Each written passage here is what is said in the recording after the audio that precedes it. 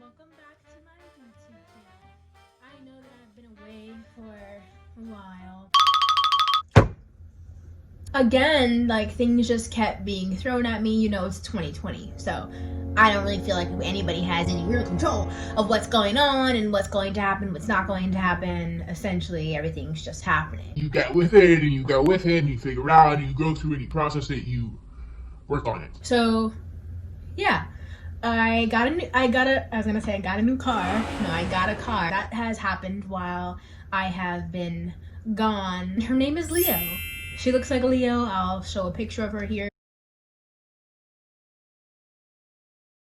That is my baby. You know, I didn't know if I was gonna get a car when I went home. And I went home because my aunt passed away, so I had to go home. And when I went home, I knew that I was gonna be looking for cars, but I didn't know if I was gonna find one necessarily.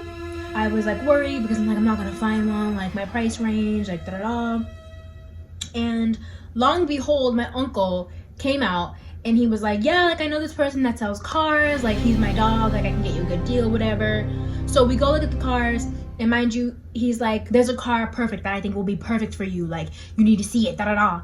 And I was like, from the pictures it looks okay, but I was like, all right, like I'm gonna go, because he just came out the blue saying he had a car in mind for me. So I'm like, is this a sign? And my price range? Best believe I'm out there. You best believe I'm bringing myself. Me and my mom went to go look at it. We got there and I was like, this is it. This is my car. It's mine. That's it. Done. It's just so pretty and like sleek and nice and chill. It's not too much, not too little. I originally wanted like a truck, a Nissan kind of thing, but ultimately I'm happy with Leo. So I have Leo. I kind of don't really even feel like I have a car actually. Like it's so weird. I have not been driving for so long, and I have been Ubering and getting rides and like figuring shit out for so long, and now that I have a car, it's like, do I really have a car? Like, do I really? Do I really? Like, no way. This is some sort of sick joke. Is this real? Who's messing with me? I don't know. Oh, this just seems a little bit too good to be true. But you know, it's actually very good, and I'm glad it's true. I just feel like I'm just trying to do my best with life, I guess. I mean, 2020, it's not really letting up, and there's a lot of things going on. Not just for me specifically in my personal life, but also in the world. Like, Donald Trump is a literal, we already know what I'm gonna say there. He's so trash. It's like, why would anyone vote for him, first of all? Second of all, if you vote for him, I don't understand you. I don't really think I want to understand you either, because you're voting for a bunch of things that, first of all, stand against who I am. Like being gay, like being black. He's so against everything that's right. Like, are you kidding me, bro? Are you all right? Is everything okay? I can't really relate if you're voting for him. Vote for Biden. That's who you should vote for. Biden. Vote for Biden. A vote for Biden might not be the thing that you want to do or the best thing for everyone, but we need to get the fascist bigot out of the house. So do what you gotta do. And what you gotta do is vote for Biden. The pigs are out, not caring about what they're doing, just killing people. Breonna Taylor, justice did not get served. Are we surprised? Not really. But disappointed? Yes. Heavily? Yes. Sad? Yes. Very much so. COVID, nobody's really taking it seriously, and the people that are being stuck in the house like myself. I don't really see how anyone's really necessarily going to restaurants and in parties and bars and such. I don't really get it, but you know, everyone has to live their own life. I guess there's too many people on the planet to be like, everybody stay in the house, because that just really wouldn't make sense. America is America. Clearly it's people voting for Donald Trump. Obviously there's something wrong with certain people. I mean, I want to stay inside, and I really don't want to go to a bar. I don't want to go to a restaurant. I don't want to go to a club. I will get takeout. I will make drinks at home. I will go to the liquor store. Not for me. No. I will do anything that I need to do if it's necessary. And sometimes, you know, it's not really necessary to go to a restaurant. It's not really necessary to go to a bar. It's not really necessary to go to a club. So everyone should get alcohol at their house. Everyone should go to the liquor store, pick up alcohol, and go home. Yes. Home. You just got COVID. Also, people are just dying in general from COVID, but also people and families are going through hard times that are not through COVID. Like for me, you know, my aunt passed away, as I mentioned earlier. I mean, it was really unexpected, but that's another thing with 2020. I just feel like this year is just so, like, it's really shaking things up. Take it day by day, you know? And I think that's what I really just enjoy using my platform for. It's kind of like, take it day by day, take your time, like, feel things out how you want to feel things out. Here's how you can like process this emotion, or like if you're feeling this is how you can process this. And if you feel different than you were this day, then you can be different. If you know, treat your life as this negative life, in reality it's going to be a negative life in reality. That's just what it is, because it's what you're making it. But if you want to change it around, change your thought process, you really can. You can make it the best that will work for you. 2020 is really eye-opening. Because what? You know, what's going on? But at the end of the day, we have each other. We have connection. Ourselves. All of us have work to do. Whether it's on ourselves, whether it's like an actual activity that you need to be doing, that you need to work on, whether it's a relationship, whether it's a friendship, whether it's a platonic, romantic, whatever. I did have a little setback. Didn't reach out to my ex or anything. Not that. You can have a setback and you can re-up, you know? It's not done at that setback. That setback is there and it's letting you know, wait, you're getting set back a little bit, sweetheart, because you're not doing it. You should work on that. Don't do that. Don't do that. Don't do it again. We're going to show you that it's not going to work and that it's not what it is, what you think it is. And then we're gonna tell you that you need to keep going. You need to keep growing. You need to keep processing. You need to keep learning. You need to keep reading. And that's exactly what I'm gonna do. Because I listen to the universe and I am divinely guided. So what's up with the what's up? I'm gonna scream from the chandelier. I can sing. I have bars, literal bars, okay? Don't come for me, because I don't send for you. We are going to do a Twitter poll, as I mentioned in my last video. I wanted to do my Twitter polls, because I do polls on Twitter, which are super fun. I love doing them. I use my voice that I have just recently kind of, sort of, found. Really, this year, I'm saying what I want to say. I'm seeing what other people feel. If you're not growing, if you come out of this 2020 the same, you've wasted your time. And I feel like you really have, because 2020 is just, it's doing too much for you to stay stagnant. And if you're staying stagnant, then I'm just very sorry about it, sweetheart, but please, you're growing over here. Now, I don't mind assisting someone in growing, like helping and like talking to someone and like whatever.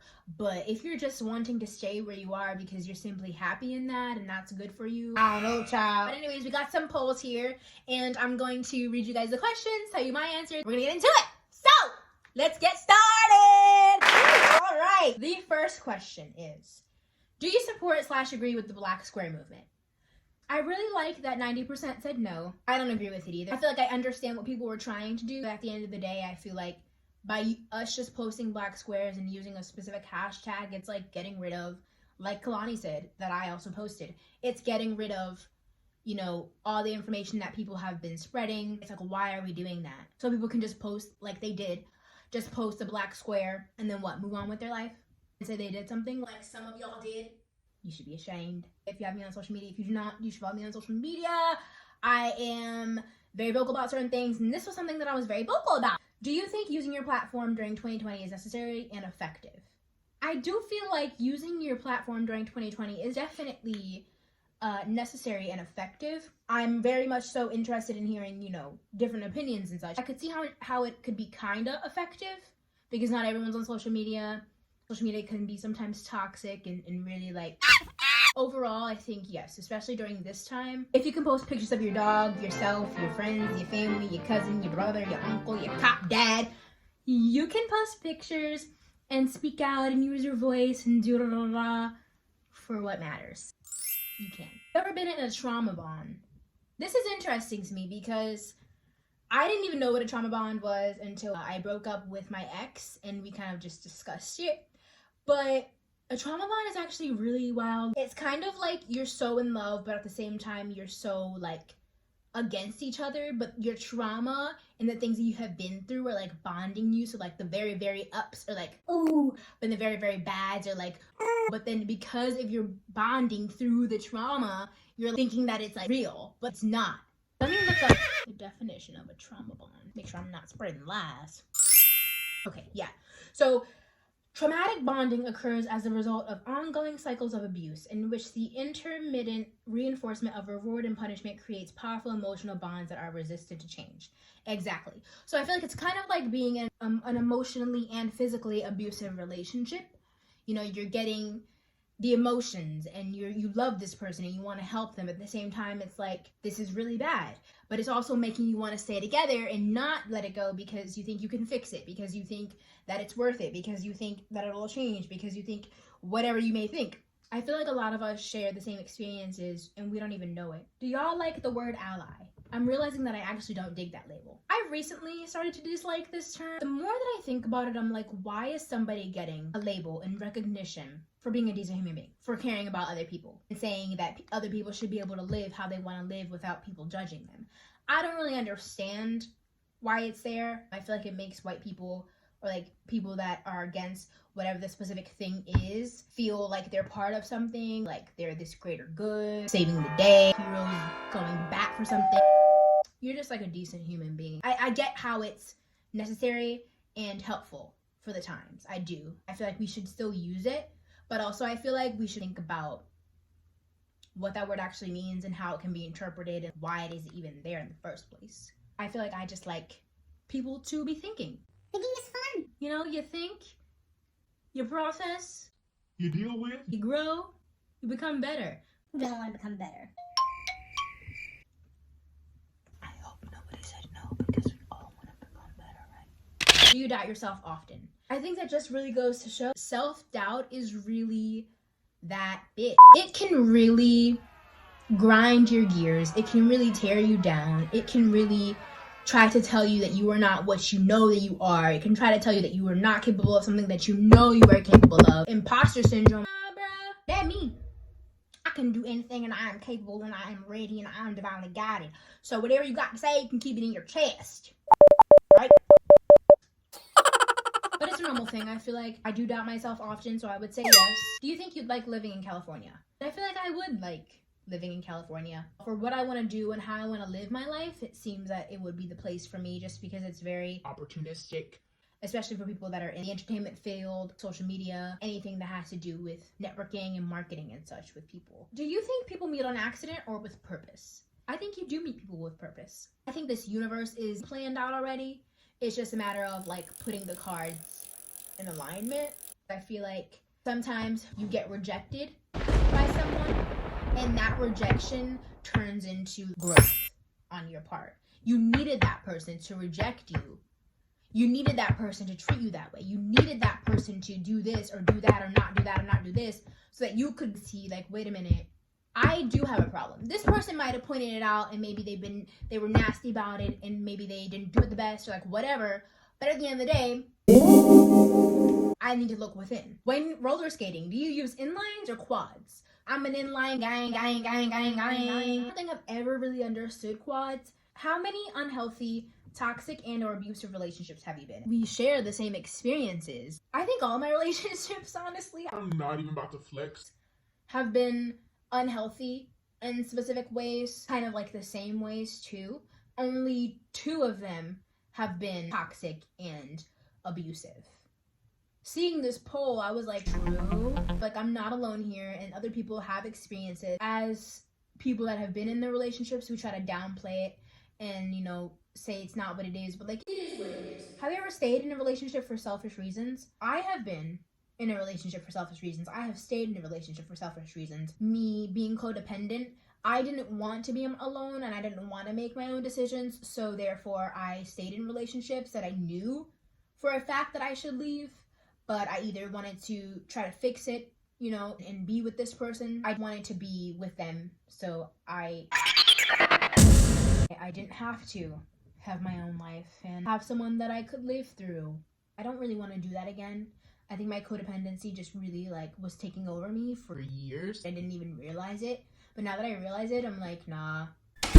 Do you think you've always had a balance of freedom and commitment in your intimate relationships? You would think that in relationships, the standard, the norm, we don't like those, that you would have a balance of freedom and commitment. But you don't always. You really should. I am a believer that you should have a balance, and it should be 50-50, and it shouldn't be, over on one side or over on this side or any sort of confusion. But there is. And I think that has a lot to do with the people that are in the relationship, but also the circumstances, things like that. I feel like there could be someone that loves more, or someone that loves very differently, that it seems like the person who is feeling like they're not getting enough love is thinking that they're doing more. And that's another thing. I feel like people don't think about how there's so many different loving styles, and there's so many different ways to love, and there's so many different ways that people have been taught to love. Showing love is just not one way. There's multiple ways to show love. If you have different loving styles, for one person, it could feel like you don't love me, or you don't love me enough, or you don't love me as much as I love you.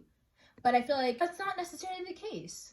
A lot of people show love differently, and I think that's where you need to have those conversations where it's like, okay, well, I have this loving style and you have this loving style. So in order to be together, we need to figure out how we can both still be ourselves, but also change / compromise with each other. If you want to be together, I do think, if you don't have the same loving styles, you're gonna have to change. You are, unless you're just gonna both accept a love less than you give, or more than you give. Have you ever been coerced into having sex with your partner, even after saying no, giving signs or physical cues that you didn't really want to? I have been coerced into having sex with a partner, even after saying no, even after giving physical cues, whatever. I didn't really like the feeling. It's that thing where it's like, well, this is my partner. If they want me to have sex or intercourse with them, I'll do it. But I also don't want to do it, but I will do it for them because they're my partner and I care for them and I love them and I want them to be happy. I think that's where it can become dangerous, because it's like you're not honoring yourself. You're not honoring what you really want to do. If you don't want to have sex, you should not have to have sex, period. Now, if you're not having sex so much that you need to talk about it and be like, hey, I feel like I need more of this, and how do you feel about it? That's fine. Trying to make someone have sex with you, I don't really agree with that. I don't really think it's healthy necessarily, and I don't really think it's the best option. I think there are some cases, of course, where you need to have a conversation about how much intercourse you're having, and if you're getting enough, if you're not getting enough, what can you compromise to get more so that you're both happy, or compromise to get in the middle somewhere.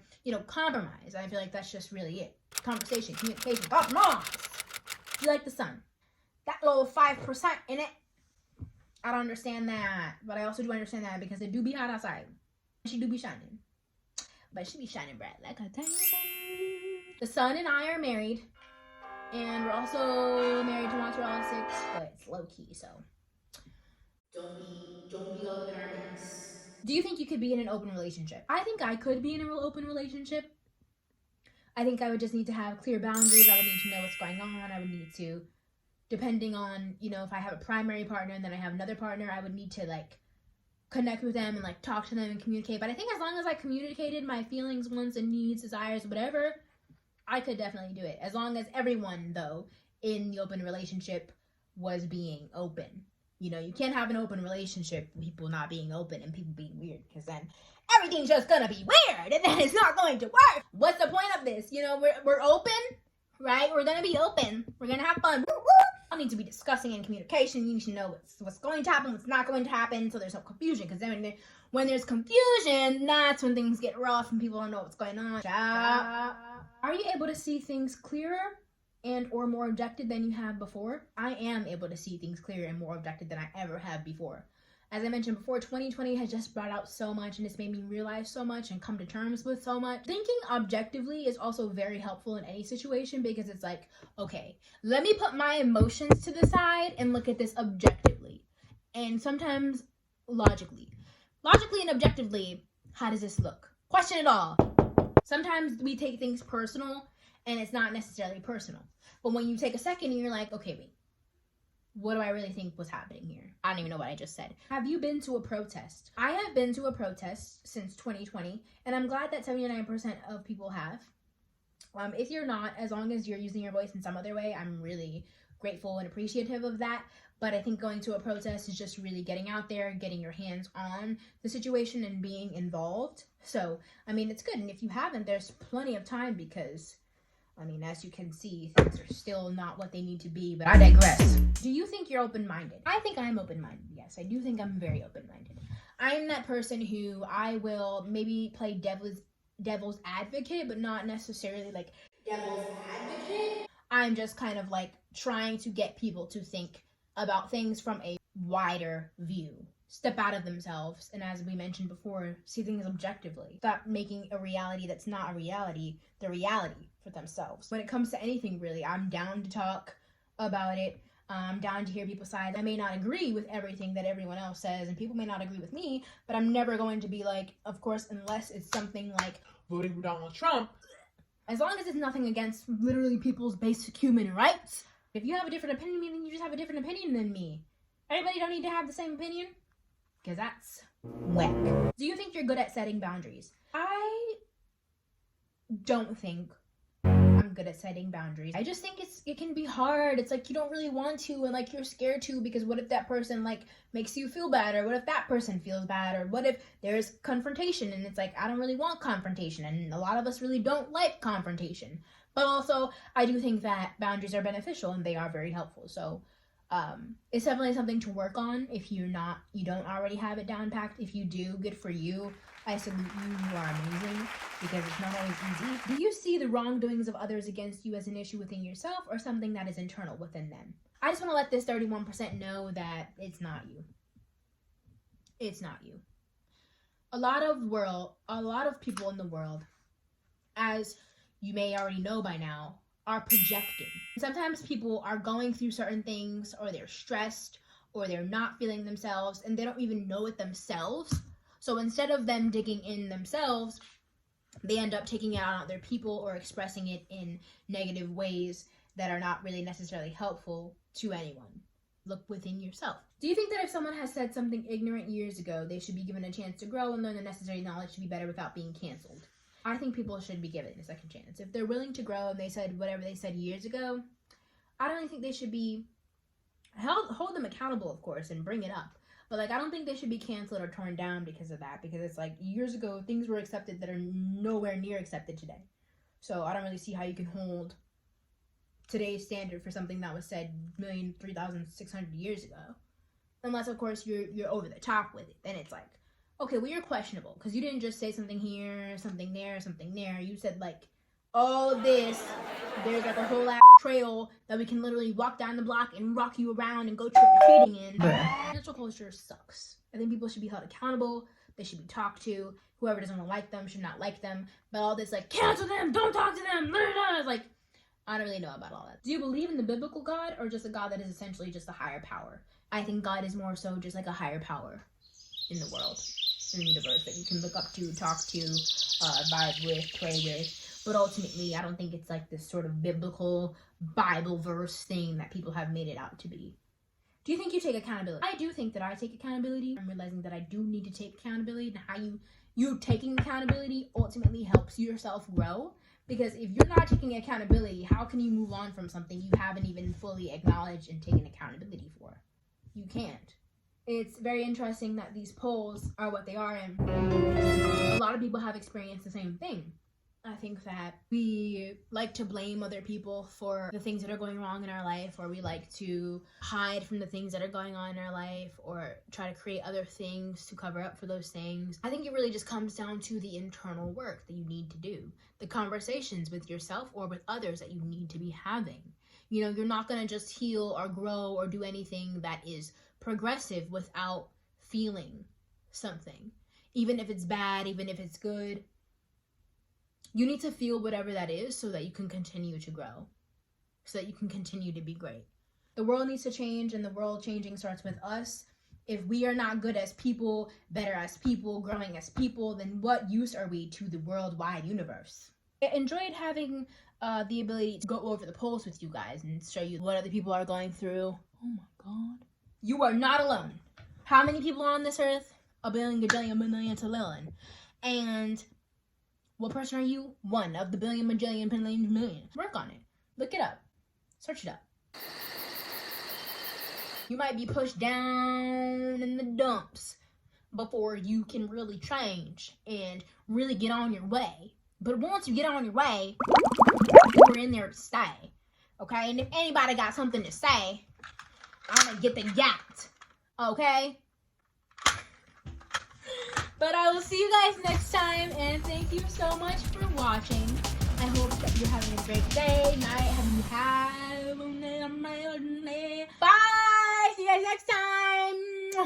Add something here. The work is not done in a day. Not at all saying that anyone should be thinking of things like this every single day, every other day. Because there are moments, even for myself, that I feel like stopping. And I feel like just curling into a ball and saying, I'm just gonna like drown everything out, and I just want to stay in this ball and be sad, and I just want to feel, and I just want to cry, and I just want to stay here, and I don't want to have any responsibilities, I don't want to have to do anything, I don't have to think about anything. But it's like, that is not going to help you. It's not going to help you. It wouldn't help me. It didn't help me. Even just thinking about it, I was like, oh, I really shouldn't do that, because I know like once you go into that form, it's hard to really truly get out of. And so that's why I feel like I'm really just for working on yourself and growing and taking it day by day, step by step, healing on your terms, on your times, growing, learning on your own journey. Like I've mentioned throughout, it's just like everyone has their own journey. Nobody should be rushed. I'm not saying that you need to do this work now, as I mentioned, but it's just things to think about. You know, pay attention to what's going on around you. Pay attention to how things are aligning. Pay attention to the angel numbers. Pay attention to, you know, your intuition. Just pay attention to it, because it's real. And it's not just existing. Pay attention to lessons too, and the bad things that happen, and the good. Pay attention to all of it, because at the end of the day, I feel like it just creates like something bigger than any of us really know. Like it really just, like it serves a greater purpose. And if you want to put worms in your hair like this, you should do it, you know, because who's stopping you? Not me. Are you? I don't think anybody's stopping you.